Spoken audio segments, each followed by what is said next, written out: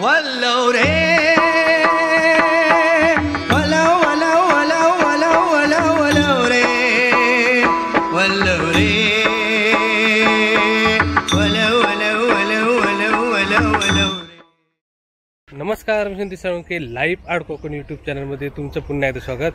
आज आपण चाललोय निसर्गरम्य अशा कुसूर गावामध्ये आणि हे गाव आहे आपले भजन सम्राट परशुराम पांचाळ यांचं गाव आणि त्यांच्या घरीसुद्धा जाणार आहे मी गावातल्या घरामध्ये. आणि त्यांचं म्हणजे कुसूरच्या सुतारवाडीमध्ये त्यांचं घर आहे आणि त्या ठिकाणी आपण जाणार आहोत. आणि हे संपूर्ण गाव कसं आहे ते बघूया. कुसूर गावचे रामेश्वर दारूबाई मंदिरामध्ये सुद्धा आपण जाणार आहोत आणि संपूर्ण गाव कसं आहे ते आपण ड्रोनच्या माध्यमातून बघणार आहोत. कारण निसर्गरम्य असं कुसूर गाव आहे. तर आता मी जाणार आहे तळ्यावरून जाणार आहे मी वैभववाडीला आणि वैभववाडी ते कुसूर हे एक 5 किलोमीटर अंतरावरती हे गाव आहे. तर आता आपण त्या ठिकाणी जाऊया आणि या गावाबद्दल अधिक माहिती घेऊया.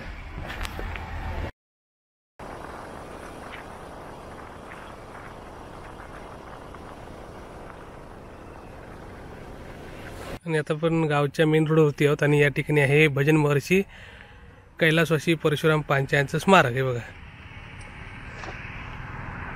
सुंदर असं स्मारक बनवलं आहे मुख्य रस्त्याच्या बाजूला. आता आपण ते स्मारक पाहूया कसं आहे ते. या ठिकाणी त्यांचा पुतळा बनवला आहे आणि एक सभा मंडप बनवलं आहे.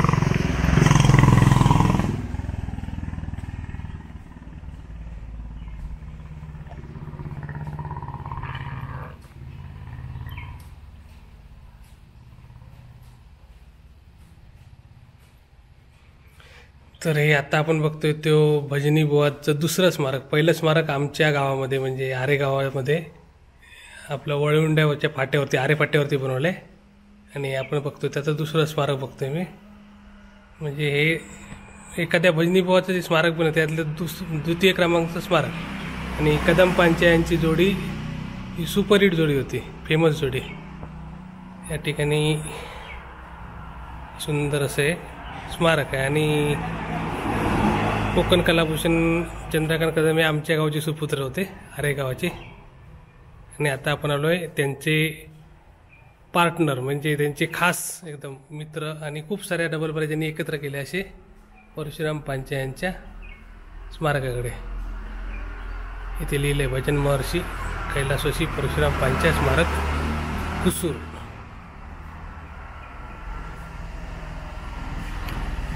सुंदर असं बनवलं आहे बघा. असं लाकडाचं स्ट्रक्चर यायला छान बनवलं आहे.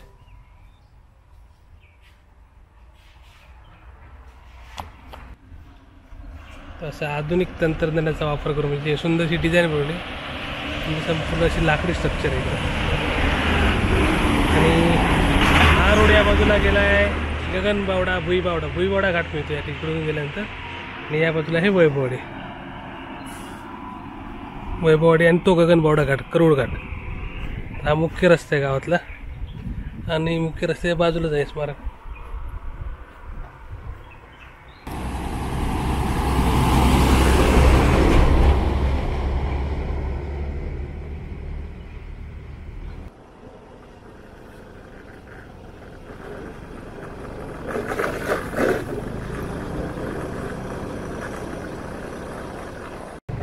रामेश्वर दारूबाई रोहिदार.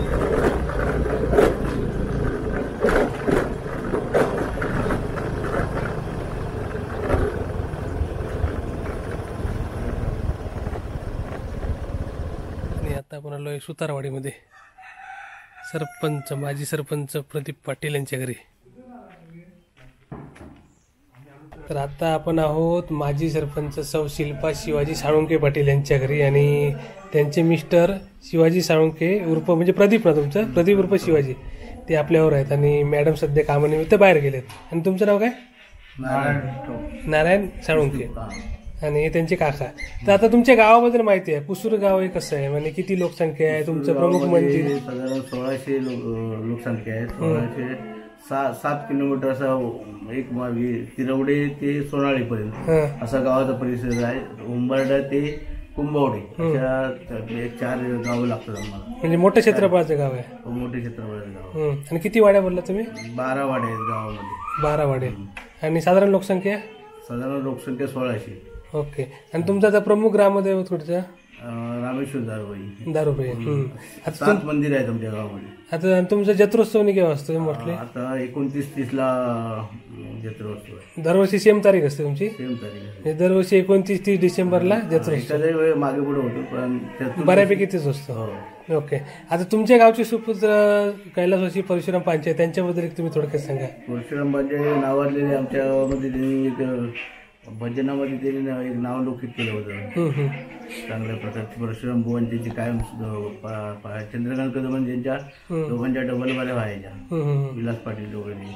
बरोबर. अशा प्रकारे त्यांचं म्हणजे तुमच्या गावचं ते नाव पण त्याच्यामुळे जास्तीत लोकांपर्यंत पोहोचले. कुसूर गावचे सुपुत्र. आपण त्यांच्या घरी पण जाणार आहात. मंदिर आहे सगळं जागृत देवस्थान आहे. शिमगा उत्सव होतो, नवरात्र उत्सव होतो, त्याच्यानंतर वाडी उत्सव होतो. सगळ्या मंदिरामध्ये वाडी उत्सव तुमचा फेमस आहे ना, म्हणजे लोकांना माहिती आहे. लाखो भाविक पेशवेकालीन काहीतरी त्याचे हे आहे ना, हो. म्हणजे पेशव्यांच्या काळापासून तो होतो. आणि त्याचं स्वरूप काय असतं वाडी उत्सवाचं? वाडी उत्सव रात्री आमचं मांड वगैरे भरला जातो. दुसऱ्या दिवशी ओटी भरण्याचा कार्यक्रम. माहेर वसनी म्हणजे भरपूर प्रमाणात बाहेरच्या गावातून येत असतात. मग आता यावर्षी केव्हा आहे तो वाडी उत्सव एक्झॅक्टली? यावर्षी आता उद्या 29-30ला आहे. म्हणजे 29 आणि 30 दोन्ही दिवस आहेत ना. ओके. म्हणजे बाहेरच्या लोकांनी त्याला वेळ आलं तर चालेल. मोठी जत्रा भरते. त्यांची जत्रा फेमस जत्रा आहे आणि ती लाखो भाविक उपस्थित असतात. बरोबर. तर अशा प्रकारे सुंदर असं कुसूर गाव आहे. वगैरे व्यवस्थित सगळ्या कोणाचे भांडण नाही, दंडन नाही, काय नाही.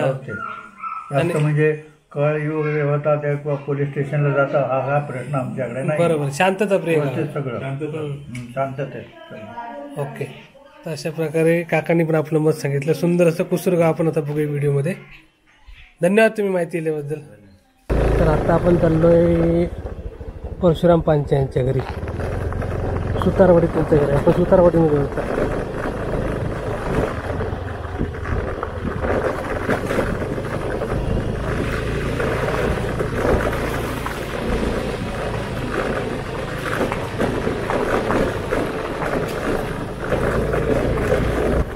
आता आपण पांच्यावाडीमध्ये सुतारवाडीमध्ये होतो.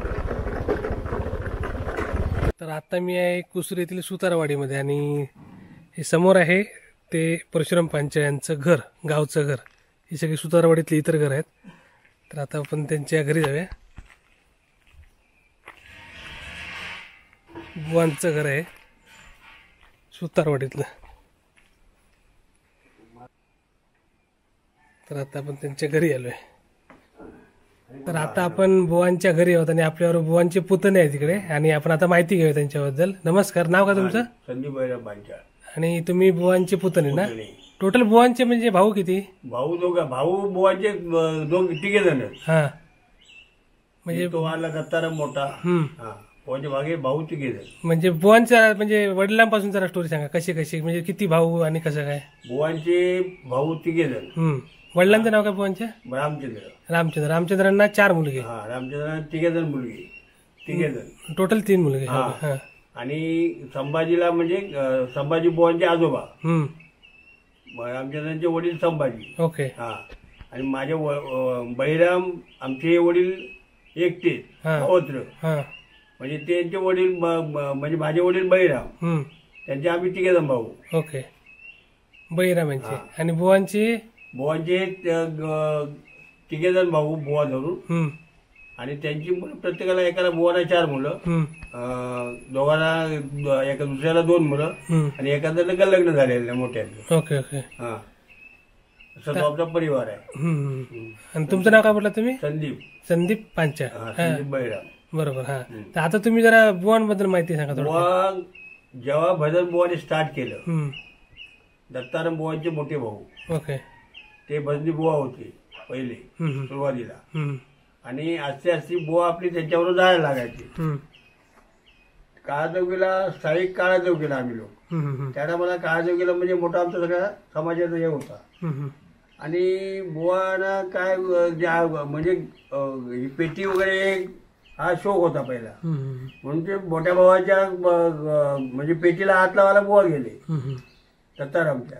मग ते बुवानी काय दत्तारामने पेटी दिली नाही. मग बुवांच्या ते भांडण झालं त्यांचं. म्हणजे लहानपणी म्हणजे एक चांगलं 20 वर्ष 22 वर्ष जेव्हा यायचे. नंतर आमची आजीने बुवाला पेटी आणून दिली.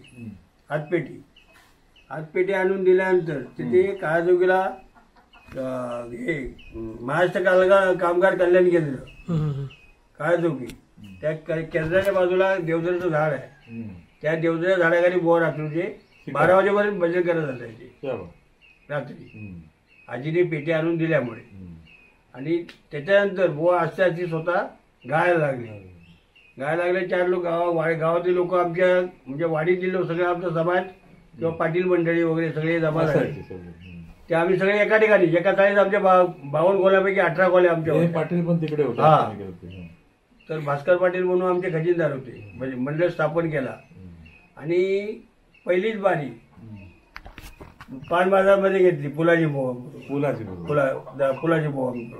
प्रख्यात. हा, पहिलीच बारी फुलाची बोवा. म्हणजे आम्ही सगळ्या बोवानी पाटील लोकांनी हे वगैरे आमच्या समाजाने सगळे एकत्र मिळून सगळं साहित्य घेतलं.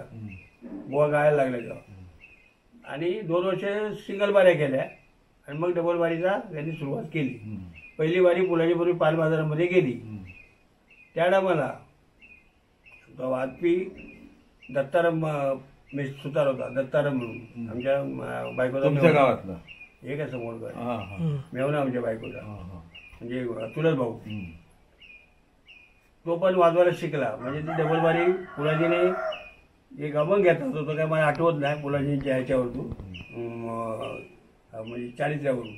तो काय मला आठवत नाही. अहो फुलाजी सांगा तुम्ही काय असं काहीतरी घेतला होता. आता लय वर्ष आली ती काय.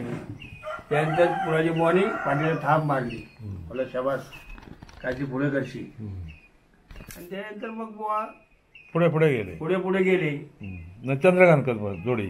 आणि नंतर पुढे गेल्यानंतर आमच्या गावातल्या म्हणजे वाडीतल्या लोकांचं भजन मंडळ आमचं होतं स्वतः. मग दयाळबुवांची मंडळी वरळीची. मग त्याच्यावरून संवाद साधला. त्याच्यानंतर मनोहर म्हात्रे बुवा तुम्हाला माहिती असतील ना. मग हे आमची चंद्रकांत साहेब सुरुवातीत झाली भेटली. मग ती त्यांची मरेपर्यंत दोघांची जोडी परमनंट झाली. आता स्मारक त्यांचं झालं ते कधी झाला? बारकाळात हे 4थं वर्ष आहे. 4थं वर्ष. तिथे काय कार्यक्रम करता का? कार्यक्रम पूजा वगैरे सगळं असतं. कधी असते ती? आता मेला होईल. ठरलेली तारीख? हा, तारीख नाही ठरली अजून. आणि म्हणजे बुवांचं मूळ घर हेच मुळगड हे फक्त बुवांचा जन्म फक्त मुंबईला म्हणजे त्यांचे वडील झालं कमी. झालं. ओके. अशा प्रकारे बुवांच्या घरी होता. पण बुवांच्या मध्ये काय येण्याचा कमी. जेव्हा बुवा शेवटची बारी याला झाली कुंभवड्याला. इथल्या ह्या कुंभवड्याला शेवटची बारी. हे काय ते विलास पाटील शेवटची बारी. तेव्हा तिकडे आले होते. हा, तेव्हा आलेली. आणि माझी बायको सभापती जेव्हा झाली तेव्हा पण मग मुंबईला कळलं तेव्हा ताबडतोब नाचीलगाव नीटे आले. ओके. तो बुवांचा हे आहे. तरी सगळे म्हणजे घर आहे. हे पण त्यांचंच घर आहे बुवांचं. बाजूबाजूला सगळी घर आहेत. हे त्यांचं जुनं घर. आणि हे तुम्ही इकडे नवीन बांधलं ना. हे नवीन घर.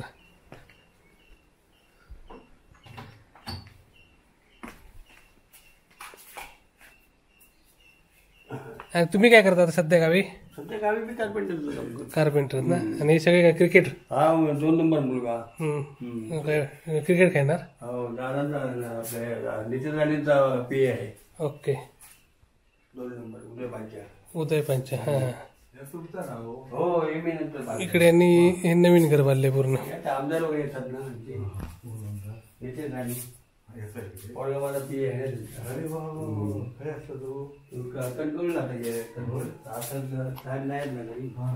आणि हे जुनं घर अजून त्यांनी व्यवस्थित ठेवलंय. म्हणजे मातीचंच बघा. इकडच्या मातीच्या भिंती समोर फक्त काही चिरेबंदी आहे. ते घर पण तुम्हाला दाखवतो.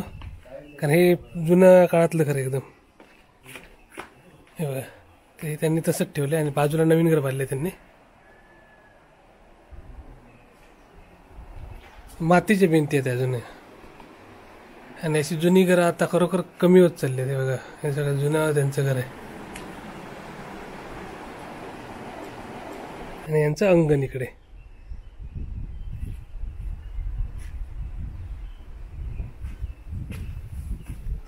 ह्या घरात किती वर्ष झाली असतील जुन्या घरात तुमच्या? याला 9 आहे, याला 91 ला बांधलं. नाही हे मागचं घर जुनं 91 91 साली बांधलेलं घर आहे. आणि हे तुम्ही केव्हा बांधलं आता? हे आता 4ला 4ला. आणि बरं केलं जुना ठेवलाच ते बरं केलं मस्त. आणि हे बघा हा 4था जुना आहे ना तुमचं? नवीन जुना आहे, नवीन बांधलं. हे पण नवीन आहे. 91 पासून हे करतो फक्त आपण. म्हणजे आता या घराला जवळपास 30-35 वर्ष आली. अशा प्रकारे तर आता आपण कोकणातले गंधर्व म्हणून ज्यांना ओळखला ते त्यांचं घर बघतोय. कारण सुंदर आवाज होता बुवांचा. आणि हे त्यांचं मस्त घर, जुनं घर आणि ते नवीन घर बाजूबाजूला. हे जुनं घर त्यांनी जुनं म्हणजे 91 सालीच बांधलेलं आहे ते. पण त्याच्यावर पण घर होतं ते 91 साली बांधलेलं आहे. आणि सुतारवाडीचा परिसर बघतोय आपण. 33 घराची सुतारवाडी ना. तर धन्यवाद तुम्ही माहिती दिल्याबद्दल. तुमचे बाकीचे घरातले गेले बाहेर गेले? बाहेर कोण नाही, आज सगळे गेले बाहेर. कामानिमित्त बाहेर गेले. बरोबर. धन्यवाद.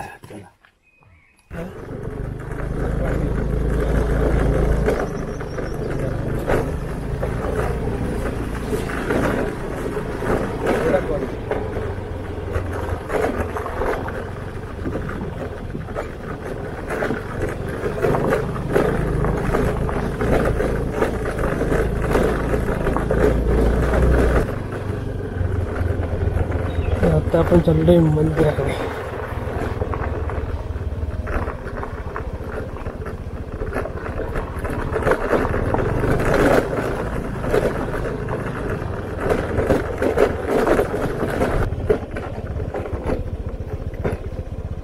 तर आता आपण आलोय दारूबाई मंदिराकडे. श्री महाकाली मंदिर, दारूबाई मंदिर.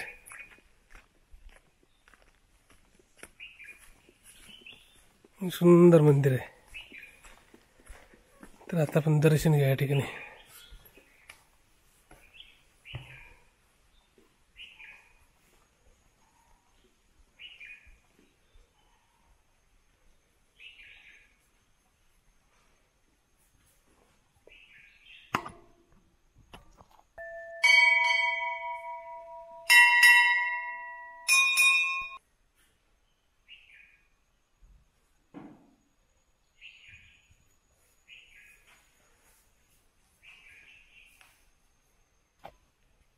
श्रीदेव रामेश्वर. तशा सुंदर असं मंदिर आहे. तर श्रीदेव रामेश्वर आणि सुंदर असं मंदिर आहे. संपूर्ण मंदिर आहे आणि बाजूला परिसर पण मस्त आहे. तर आपण तिकडे पण जाऊया खाली. या मंदिरातून आपण चाललो. इथे या ठिकाणी तळी आहे सुंदरशी. ही आहे इथली ऐतिहासिक तळी. आणि इथे अजूनही पाणी आहे मस्तपैकी. बघा पांढरे एरिया.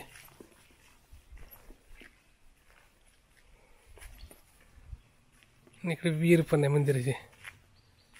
सुंदर परिसर आहे. आणि आजूबाजूला अशी देवराई झाड आहेत. आणि मंदिर परिसरातील विहीर आहे, मोठी विहीर इकडे. आणि सुंदरसं मंदिर.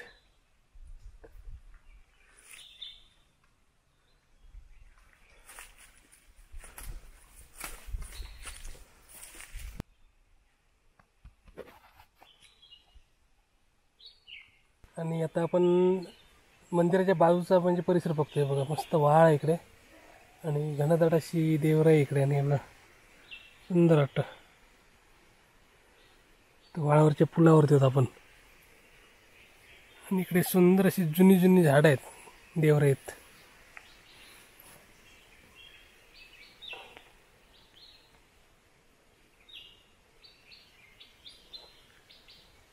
आणि आता आपण बघतोय कुसूर गावाच्या मधोमध जाणारी नदी सुंदरशी. आणि हा पूल आहे.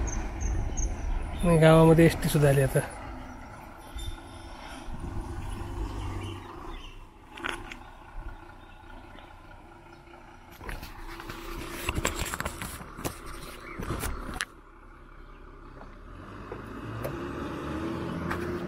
येता नाही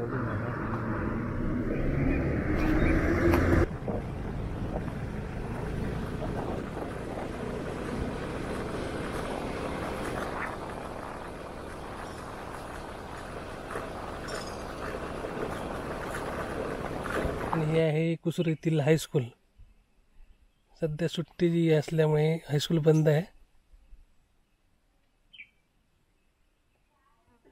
वल्लव रे वलव वलव वलव वलव वलव वलव रे वल्लव रे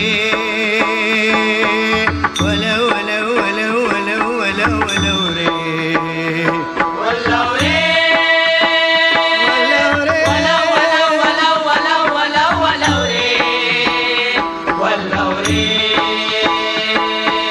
वलव वलव वलव वलव वलव वलव रे वल्लव रे रामा वल्लव रे रामा वल्लव रे रामा वल्लव रामा पोळ्याची पोर वल्ला मारी स्वरूप सुंदरी पोळ्याची पोर वल्ला मारी स्वरूप सुंदरी पोळ्याची पोर वल्ला मारी स्वरूप सुंदरी राजेती रंगयती येती अप्सरा परी येती अप्सरा परी येती अप्सरा परी त्या सर्वांना धीवर कन्या नेई पहिल्या तिरी नेई पहिल्या तिरी नेई पहिल्या तिरी एके दिवशी अघटित घडले झाली आकाशवाणी झाली आकाशवाणी झाली आकाशवाणी पोळ्याचे पोरी ऐक होशील राजाची राणी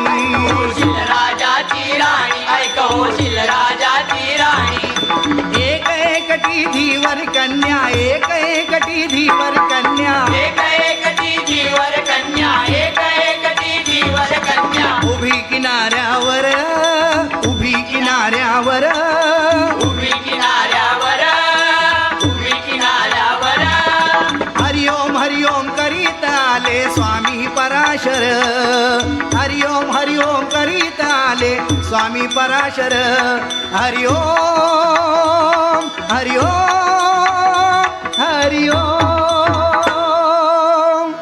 आहा पराशर ऋषी आले. मत्स्यगंधा नावेत बसली होती. तिचं काम कोणी वाटसरू आला की त्या नावेत बसवायचं आणि पलीकडे न्यायचं. पराशर ऋषी आले आणखी बसले बसले नाव चालली झोकात न स्वामी बसले नौकेत नाव चालली झोकात न स्वामी बसले नौकेत नाव चालली झोकात न स्वामी बसले नौकेत पोरवती जवानीत न खुदकन हसते गालात पोरवती जवानीत न खुदकन हसते गालात पोरवती जवानीत न खुदकन हसते गालात काळी चोळी अंगात न चोळी रुतली दंडात स्वामी बहकला मनात न चोरून बघतोय चोळीत स्वामी बहकला मनात न चोरून बघतोय चोळीत स्वामी बहकला मनात न चोरून बघतोय चोळीत. तरुणीचे डोळे एवढे चाणाक्ष असतात की पुरुषाच्या नजरेवरून त्यांची चाल ते ओळखतात. आता ही नजर सुतार संत झाला. जळोजी मळोजी पंढरपूरला आहेत. सगळे त्याला भेट देऊन आले पण ह्याचे दोनवले गेले. ह्याला काही तिथे संत दिसत नाही. त्याला ते दोन दगड दिसतात कारण ह्याची नजरच पापी. तेव्हा त्याला काय दिसणार. तेव्हा हिने विचार केला की ह्या ऋषीची नजर लक्षण काय ठीक जसे दिसत नाही. ह्याची नजर काय पापी दिसते. यो यो यो ऋषी पाडील फाशी डोळे वटारून बघतोय ग काहीतरी घोटाळा दिसतोय ग डोळे वटारून बघतोय ग काहीतरी घोटाळा दिसतोय ग डोळे वटारून बघतोय ग काहीतरी घोटाळा दिसतोय ग. साऱ्या उमरभर ज्यांनी केली शंकराची उपासना पण ह्या जवान पोरीला बघून झाली ऋषीला काम वासना. कारण ही जवानीच तशी आहे. जवानीच तशी आहे. देवाधिक तिथे सुटले नाही तिथं आमची काय कथा. साऱ्या उमरभर अरे साऱ्या उमरभर केली जयाने देवाची उपासना, जवान पोरीला बघून वादळ उडकले उसीच्या मना. जशी दिसते देवांगना, जशी दिसते देवांगना, झाली ऋषीला काम वासना. जशी दिसते देवांगना, झाली ऋषीला काम वासना. जशी दिसते देवांगना, झाली ऋषीला काम वासना. ऋषीच्या नजरेवरून ओळखलं की ह्याच्यात काहीतरी फरक पडलेला दिसतोय, तेव्हा ती आपलं अंग सावरून बसली. अंग सावरून बसल्यानंतर ऋषी काय म्हणतायत, थांब थांब पोरी, थांब थांब पोरी, जाऊ नको दुरी, जाऊ नको दुरी. थांब थांब पोरी, थांब थांब पोरी, जाऊ नको दुरी, जाऊ नको दुरी. जराशी ये इकडं, भारताचा इतिहास घडवूया बिंदास करून हे लपड. भारताचा इतिहास करूया बिंदास करून हे लपड. भारताचा इतिहास घडवूया बिंदास करू नये लफडा. भारताचा इतिहास घडवूया बिंदास करू नये लफडा. नको रे दादा, हे पाप नको. कोळ्याची आमची जात, मासे मारायचा आमचा धंदा, तुझ्या नादाला लागल्या तर लोक आमची निंदा करतील, तेव्हा हे पाप काय आम्हाला नको. तेव्हा ऋषी म्हणतायत, अगं तू माझ्या नजरेत बघ, माझ्या नजरेने बघ, म्हणजे तुला सगळं काय दिसेल. आम्ही असे तसे ऋषी नाहीत, आम्ही पोचलेले ऋषी आहेत. आम्ही बुवा लोक, आम्ही ऋषी लोक, आम्ही साधू लोक असे तसे नाहीत, काय पोचलेले आहेत. हा, तेव्हा सत्यवती भिवू नको तू अशी, सत्यवती भिवू नको तू अशी. सत्यवती भिवू नको तू अशी, सत्यवती भिवू नको तू अशी.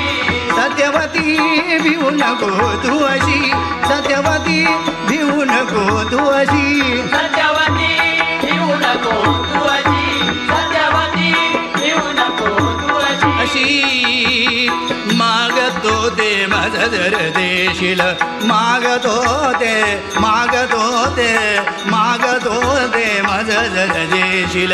रूपवती अति सुंदर होशील, रूपवती अति सुंदर होशील. तू राजाची राणी बनशील, तू राजाची राणी बनशील. आशीर्वाद तुझशी सत्यवती भिवू नको तू अशी. सत्यवती भिवू नको तू अशी, सत्यवती भिवू नको तू अशी. अशी भिवू नकोस.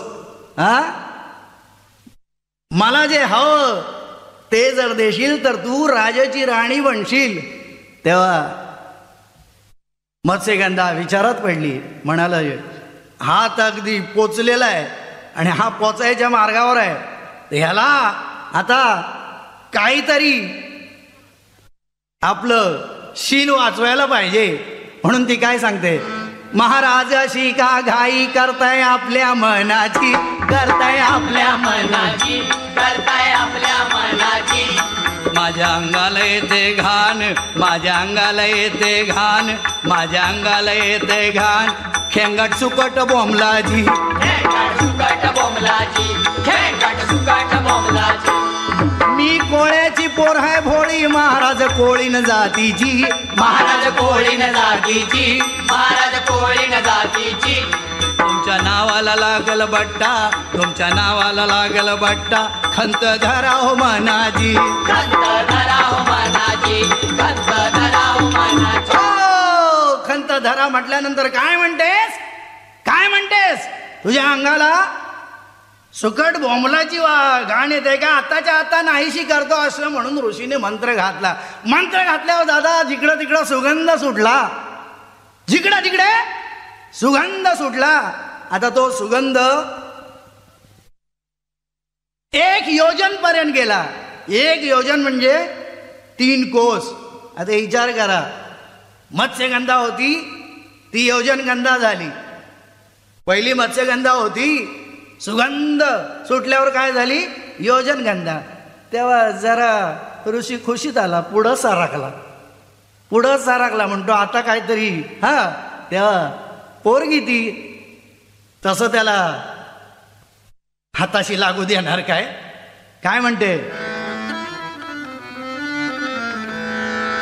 ऋषीनं मंत्र घातला सागरी सुगंध दरवळला, सागरी सुगंध दरवळला, सागरी सुगंध दरवळला. ऋषीनं मंत्र घातिला सागरी सुगंध दरवळला, सागरी सुगंध दरवळला. सागरी सुगंध दरवळला. एक योजन परिसर त्याचा परिमळ पसरला, त्याचा परिमळ पसरला. त्याचा परिमळ पसरला. उजेडात पाप करायचं कसं पोर सांभाळी शिलाला, पोर सांभाळी शिलाला, पोर सांभाळी शिलाला. आहा, सांगते साधू महाराज, यांनी मंत्र घातल्यावर काय झालं? उजेडात एवढं सगळं आपण करायचं आणि कोणी पाहिलं तर आपल्याला काय म्हणेल, म्हणून ती काय म्हणते, महाराज हा एवढा उजेड पडलाय, ह्या उजेडात आपल्या दोघांना जर कोणी पाहिलं तर काय होईल? त्याबरोबर ऋषी म्हणाले, हा उजेड, हा सूर्य माझ्या समोर, आता त्याला माझा इंगा दाखवतो असं म्हणून मंत्र घातल्यावर काय जिकडे तिकडे काळोख, धूर सुटला. ह्यालाच आपण धुकं म्हणतो. सकाळचं जे धुकं पडतं, कशाचं धुकं? ते पराशर ऋषीने तो मंत्र घातल्यामुळे ते धुकं निर्माण झालं. हा, आता काळोख झाल्यावर मग काय झालं दादा? ती पोरगी पण शील सांभाळण्यासाठी पुष्कळ प्रयत्न करते, पण हा ऋषी पण तेवढा पोचला. ती काय सांगितले की हा मंत्र घालतोय, तिने काय सांगितले की हा मंत्र घातलोय. काय झालं? एकदम मंत्र घातल्यावर जिकडे तिकडे काळोख पसरला. काळोखाची छाया पसरली, काळोखाची छाया पसरली भागीरथीवरी, काळोखाची छाया पसरली भागीरथीवरी. काळोखाची छाया पसरली भागीरथीवरी. योजनगंगा पुलकित झाली ऋषीच्या अंगावरी, योजनगंगा पुलकित झाली ऋषीच्या अंगावरी. काळोखाची छाया पसरली भागीरथीवरी, काळोखाची छाया पसरली भागीरथीवरी. एकदम जिकडे तिकडे काळोख पसरला आणि ते होडीत ही दोघं जण. मग काय? काळोख्या रात्रीत बसून होडीत, काळोख्या रात्रीत बसून होडीत, काळोख्या रात्रीत बसून होडीत.